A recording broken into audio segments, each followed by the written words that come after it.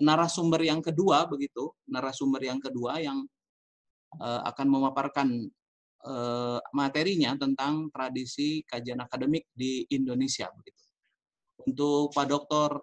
Ahmad Nabil Athaillah dipersilakan. Silakan Pak Dr. Ahmad Nabil. Oke, bismillahirrahmanirrahim. Assalamualaikum warahmatullahi wabarakatuh. Waalaikumsalam warahmatullahi wabarakatuh.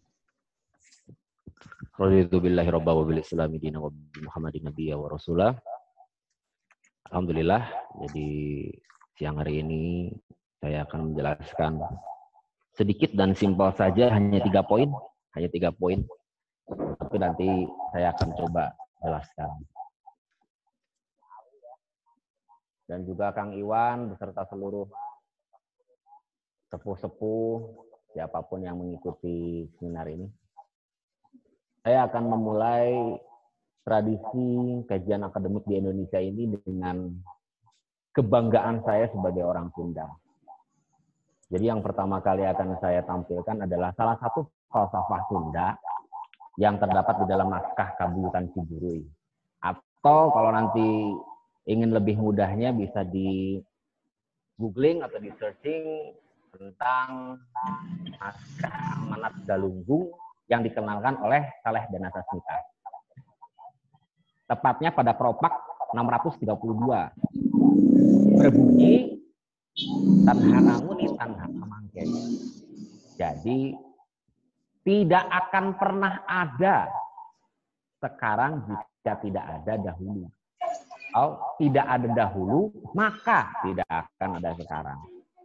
Nah, ini menjadi salah satu ciri atau tradisi kajian akademik di Indonesia yang bisa kita lihat secara konkret. Contohnya itu, nama-nama kampus di Indonesia itu beberapa mengambil dari tokoh-tokoh yang ada di masa lalu, tepatnya jauh sebelum Indonesia. Seperti contoh Universitas Gadjah Mada. Tentu Gadjah Mada ini bukan sosok yang familiar kalau di dalam dunia akademik saat ini. Tapi kenapa saya berpikir seperti ini? Kita ini punya bangsa yang sangat besar, Nusantara, yang belakangnya ada Sunda, ada Jawa. Bahkan nama kampus-kampus kita ini selalu sangat memperhatikan sejarah bangsa kita. Tetapi dalam praktek akademiknya, warna-warna Nusantara atau warna-warna sejarah kebudayaan khas Nusantara itu sangat tidak terlihat sama sekali. Dominasi dari tradisi akademik yang ada di Indonesia seperti tadi yang dikatakan oleh Pak Iwan, bahwa gabungan antara Barat dan Timur. Nah, tentu ini menjadi permasalahan serius bagi saya, karena tradisi ini jangan sampai hanya sebatas nama kampus. Gitu. Harus bisa dikaji lagi bahwa tradisi kajian akademik kita tidak akan pernah bisa melepaskan dari sejarah kita di masa lalu. Bahkan saya juga melihat bahwa kita ini sudah punya cara berpikir yang sangat objektif, sangat kreatif, sangat luar biasa modern. Kalau memang sekarang ini dikatakan modern dengan adanya kampus dan lain sebagainya. Dan yang hampir jarang dibahas oleh para ahli-ahli atau pakar-pakar pendidikan yang ada di Indonesia adalah bagaimana bentuk pendidikan asli di Indonesia yang itu jauh sebelum negara Republik Indonesia ini berdiri. Atau negara Kesatuan Republik Indonesia ini berdiri.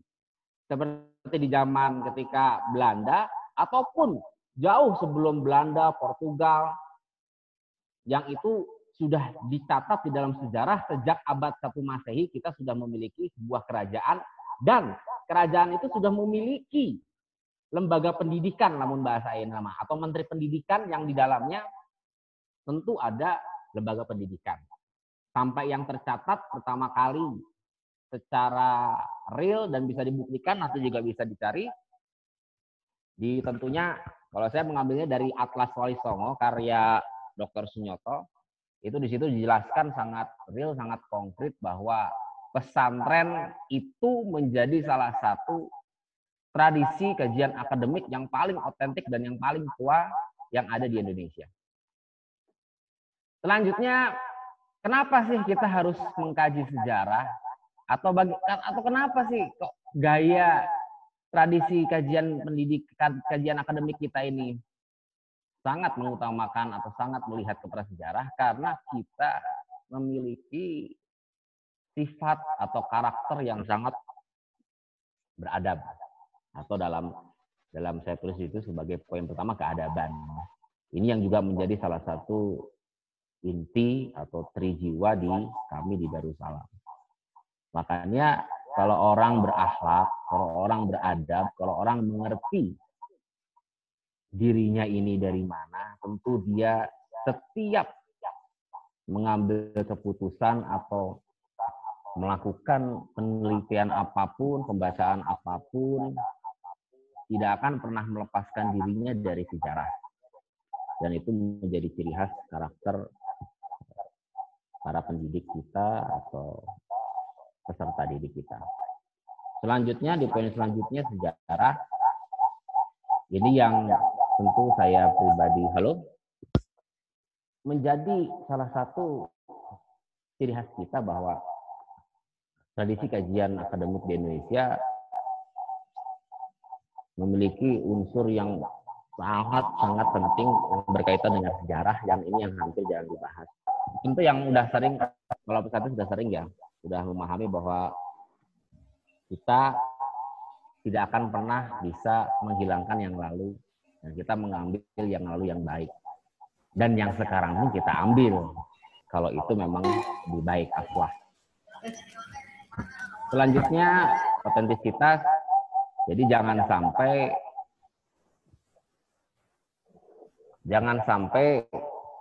gaya atau tradisi akademik kita yang sangat cenderung ke barat-baratan. Jadi apa-apa harus menginduk kepada barat, sampai menghilangkan otentisitas atau karakter atau ciri dari tradisi kajian akademik yang ada di kita. Nah, kenapa sih kita ngiblatnya ke barat atau ke timur? Karena memang leluhur kita menyimpan seluruh naskah-naskahnya, tidak semuanya disimpan di tempat yang bisa diakses oleh semua orang, tetapi juga ditaruh di tempat-tempat yang memang itu disembunyikan atau dirahasiakan. Nah, kenapa? Karena leluhur kita tahu bahwa seluruh naskah-naskah yang terakhir itu dikembalikan oleh Belanda itu totalnya sampai ribuan. Dan itu bukti bahwa leluhur kita sangat tahu bagaimana cara menulis, cara membaca, dan sudah sangat maju. Mung ayeuna mah karena wayahna, namanya wayahna we, ayeuna mah kita belum ada pakar yang mendalami secara serius tentang tradisi kajian akademik yang betul-betul otentik dari kita. Kita memiliki tradisi yang jangan dikira bahwa walaupun kita ini menginduk ke barat tapi kita tidak punya tradisi membaca dan menulis. Kita sudah punya itu dari dulu, dan itu sudah dimulai dari adanya pesantren-pesantren yang mengajarkan tentang bagaimana cara membaca huruf-huruf Arab, yang akhirnya kesininya dijelaskan dengan huruf pegon, terus nanti ada Arab yang dijelaskan dengan pegon Sunda, pegon Jawa. Kita dari dulu sebelum Belanda memberikan metode pendidikan ala baratnya itu, yang akhirnya nanti kesininya menjadi sekolah rakyat, kita sudah ada padepokan, kita sudah ada pesantren, kita sudah punya banyak lembaga-lembaga yang mengajarkan betapa pentingnya Iqra. Iqra ini tidak diartikan hanya sebagai membaca saja, tidak diartikan sebagai hanya membaca dalam arti tulisan, tapi seperti yang sudah saya dipoin-poinkan di dalam PPT tersebut. Selanjutnya, kita juga sangat menekankan dalam penelitian, sebagaimana tadi yang disampaikan oleh Kang Ali ada di dalam Tridharma kita. Penelitian ini beberapa memang didukung oleh pemerintah, tetapi beberapa juga memang harus dilakukan secara mandiri. Dan saya punya kasus, punya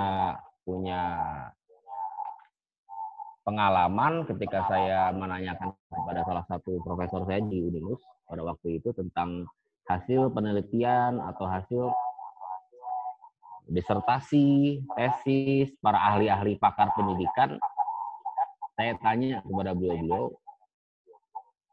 lalu hasil dari penelitian itu digunakan untuk apa?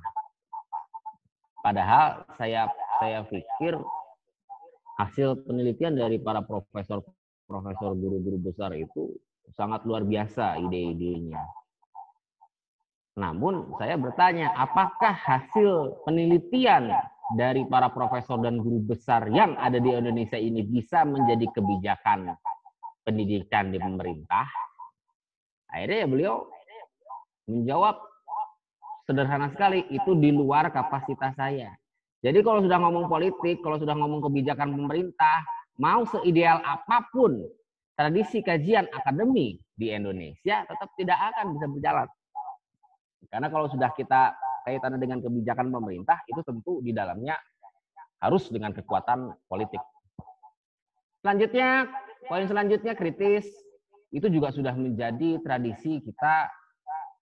Dan kalau yang paling mudahnya ya, paling mudah kita melihat kritis itu ya bukti bahwa di Indonesia ini masih ada audiensi atau bagaimana mahasiswa memberikan masukan kepada kebijakan pemerintah, tentunya itu yang berkaitan dengan pendidikan ataupun berkaitan dengan apapun saja yang mereka kritisi. Itu sudah menjadi bukti bahwa bukti paling simpel bahwa kita ini nggak diam saja. Tradisi kita itu bukan yang diam saja, bukan yang lurus saja. Kalau memang itu tidak logis atau itu tidak rasional, harus kita kaji, harus kita sharekan bareng-bareng. Poin selanjutnya kreatif. Ya, itu kami melihat di Indonesia ini luar biasa kreativitasnya. Selain kreatif, dia juga jenius, dia juga pokoknya saya yakin orang-orang Indonesia ini selalu kalau di kancah internasional itu juara terus. Iya, nanti bisa saudara-saudara buktikan, bisa di googling siapa yang juara sains, matematika, fisika, kimia, siapa yang juara lomba atlet A, B, C, siapa yang menciptakan IT dengan teknologi 4G, siapa yang menciptakan mobil listrik, siapa yang menciptakan pesawat, itu semua dari kita. Nah, sayangnya memang kalau kita tabrakan dengan fakta atau kenyataan saat ini, ya orang-orang yang kreatif, yang jenius, yang luar biasa ini ya memang pada faktanya mereka untuk saat ini bertapa dulu, untuk saat ini lebih fokus sendiri dulu. Walaupun saya juga punya akses untuk ke teman-teman yang memang punya kumpulan orang-orang yang hebat-hebat, tetapi di mata negara atau di mata pemerintah tidak menjadi hal yang penting. Selanjutnya objektif, tentu di setiap kampus di Indonesia kita sangat, ini sudah menjadi ciri khas, ini sudah menjadi sesuatu yang penting. Jadi lamun orang-orang lamun jami-jami nu ngampus atau disebut dengan akademisi, orang-orang yang betul-betul ilmiah, kalau melihat segala sesuatu itu langsung justifikasi. Jadi tidak bisa orang-orang yang mengaku ngampus S1, S2, S3 masih fanatik dengan salah satu ormas Islam, dengan salah satu partai politik, dengan salah satu madhab, dengan salah satu apapun lah, kelompok-kelompok atau kotak-kotak yang selama ini diciptakan oleh sejarah dunia.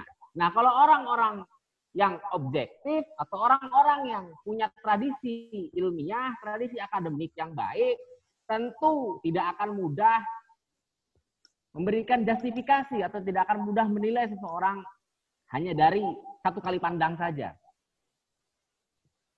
Selanjutnya dialogis itu sudah menjadi khas, ciri khas di kita dan di kampus-kampus karena saya ngajarnya di IAID ya itu sudah dicontohkan jelas jika di Institut Agama Islam Darussalam dialog ini menjadi syarat penting tradisi keilmuan atau tradisi akademik kita. Jadi tidak ada cerita dosen ceramah ngobrol terus, walaupun di poin-poin tertentu ada yang memang harus ceramah, ada yang memang harus ngobrol terus karena memang ditakutkan mahasiswa tidak memahaminya. Tetapi mayoritas kebanyakan kita sudah menggunakan, kita sudah memiliki tradisi saling sharing ini. Analitis, ya, saya persingkat saja ya. Terakhir, anything goes method. Saya ngambil dari Paul Carl Feyerabend. Beliau adalah salah satu tokoh yang sangat unik dalam filsafat ya, dalam dunia filsafat. Saya sangat mengidolakan beliau ini karena beliau ini punya epistem atau punya cara, punya metode dalam berilmu yang agak unik. Kalau nanti saudara-saudara ingin lebih jelasnya, teori atau konsep terkenal dari Paul Carl Feyerabend ini adalah anarkisme method. Jadi metode yang anarkis. Anarkis bukan dalam arti anarkis yang sering kalian dengar ya, yang sering bapak-bapak ibu-ibu dengar, tetapi anarkis di sini lebih kepada bagaimana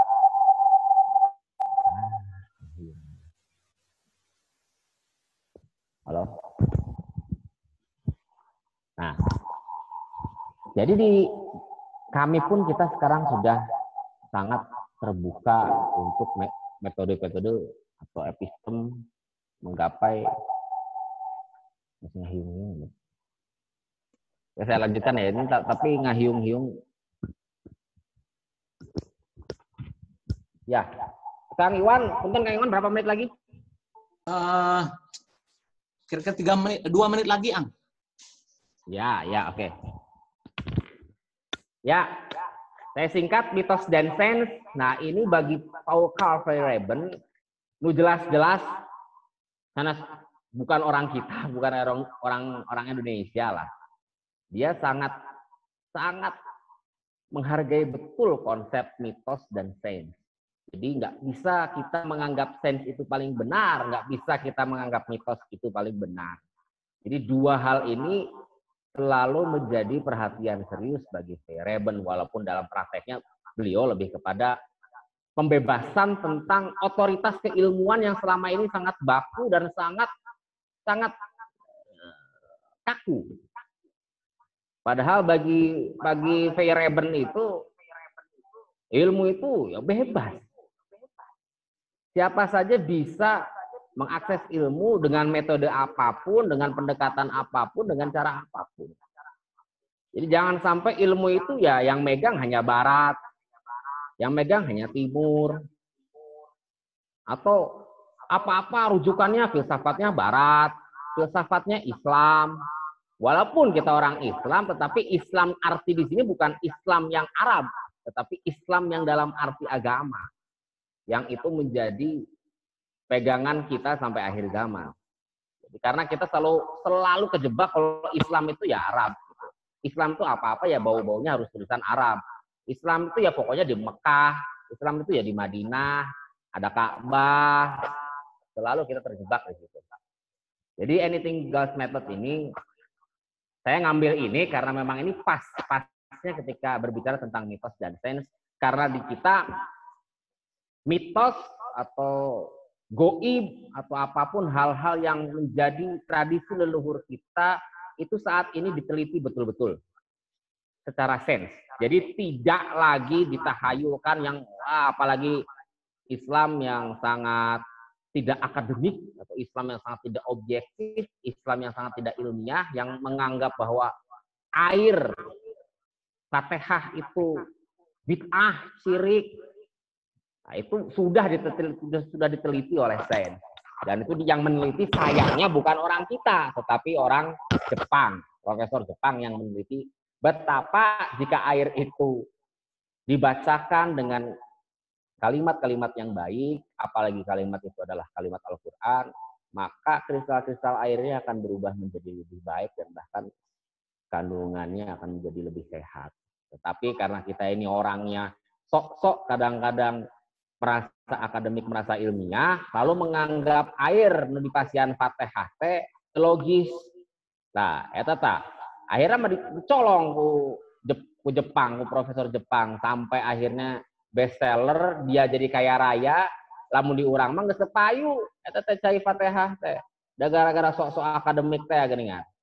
Dan itu ya sok-sok Islam lah, sok-sok yang merasa bahwa apa-apa itu harus selalu dengan ukuran kebenaran kelompoknya atau pemikirannya sendiri. Atur nuhun, terima kasih. Kita lebih asik sharing saja kalau ngobrol gini, nanti malah nggak bisa jelas. Lebih enak kita dialog. Atur nuhun.